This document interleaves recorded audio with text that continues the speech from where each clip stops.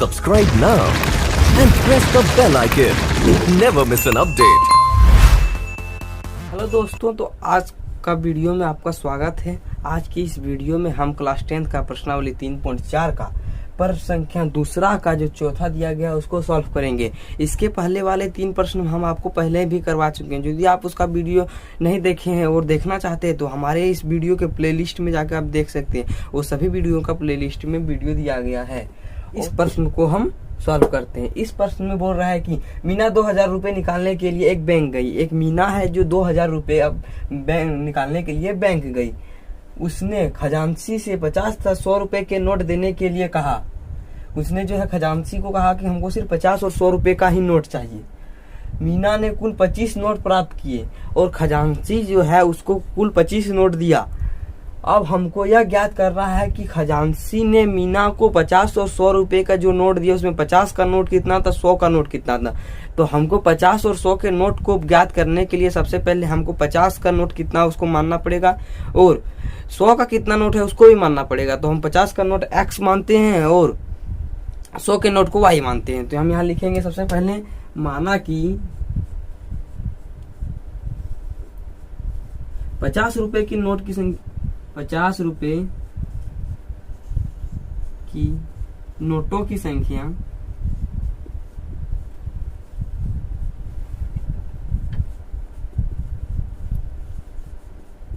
बराबर x।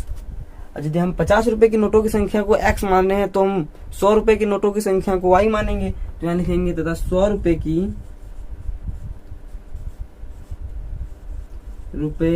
नोटों की संख्या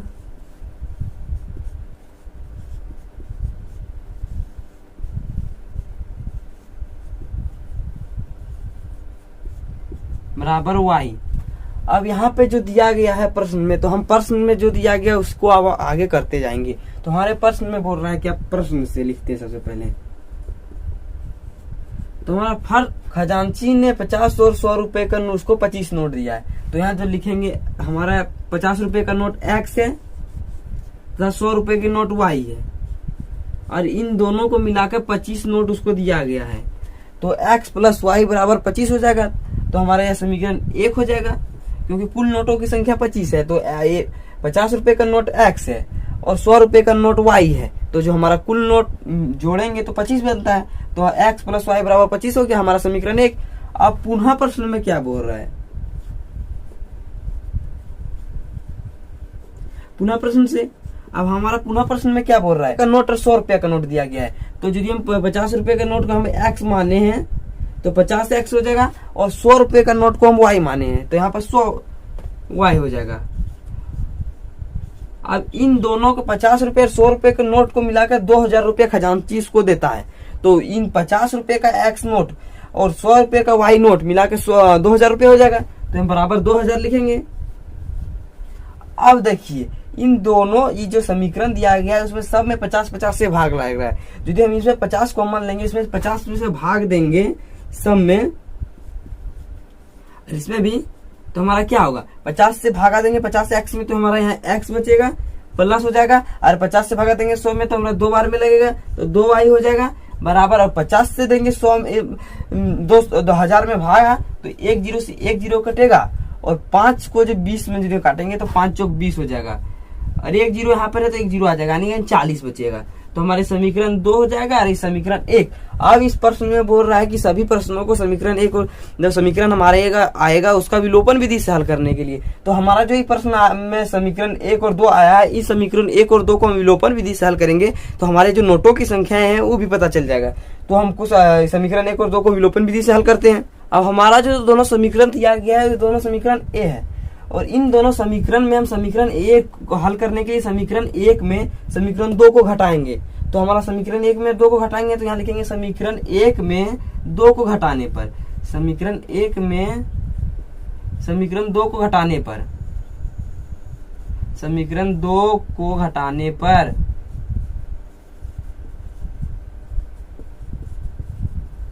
तो हम हमारा समीकरण 1 दिया गया x प्लस वाई बराबर 25 और हमारा दूसरा दिया गया है x प्लस 2y बराबर 40।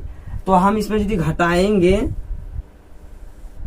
तो यहाँ पर घटेगा तो हम लोग यहाँ माइनस करेंगे तो यदि यहाँ पर देखिए एक एक्स में एक एक्स जाएगा तो ये पूरा कट जाएगा, और यहाँ प्लस प्लस है तो ये जो प्लस प्लस है ये भी माइनस हो जाएगा, प्लस प्लस माइनस होता है समीकरण में।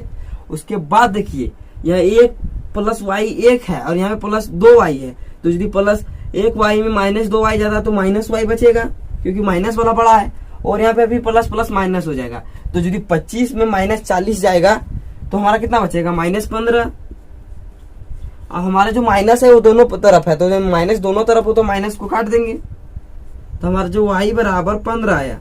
अब इस y के मान को समीकरण 1 या 2 हम किसी में यदि रखेंगे तो हमारा x का मान आ जाएगा। तो हम y का जो मान आया वो समीकरण 1 में रखते हैं तो हमारा x का मान आएगा। तो लिखेंगे y का मान समीकरण 1 में रखने पर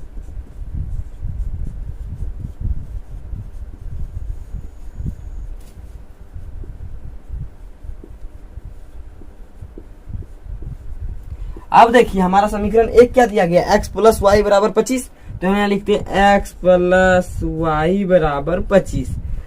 अब इस जो y का मान हमारा आया है y का मान यहाँ रखेंगे तो हमारा x प्लस y का मान 15 आया, तो यहाँ पर 15 बराबर 25। अब देखिए इस 15 को बराबर के इस पार से प्लस में है, बराबर के उस पार जाएगा तो माइनस में हो जाएगा, तो x बराबर 25 माइनस 15, तो x बराबर 25 में 15 जाएगा तो हमारा कितना बचेगा, 10। तो हमारा हो जाएगा x बराबर 10। तो हमारा x बराबर 10 आया और y बराबर 25 आया, तो हम यहाँ लिखेंगे अतः, तो हमने x बराबर क्या माना था, 50 रुपए की नोट, तो यहाँ लिखेंगे 50 रुपए की नोट की संख्या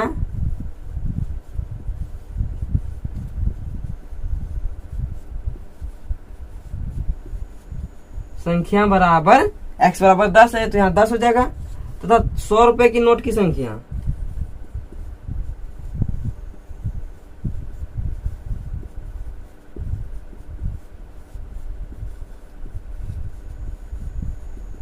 तो जो 100 रुपए का नोट की संख्या y माने थे तो y बराबर हमारा 15 है, तो 15 यानी कि x बराबर 10 तो y बराबर 15, हमारा यही आंसर हो जाएगा। उसको जो खजांची ने 10 नोट दिया था 50 का और 15 नोट दिया उसको 100 का, तो 10 का गुना 50 500, अब 1500 2000 रुपये इसका पूरा हो गया, और खजांची ने इसी प्रकार का नोट उसको दिया था।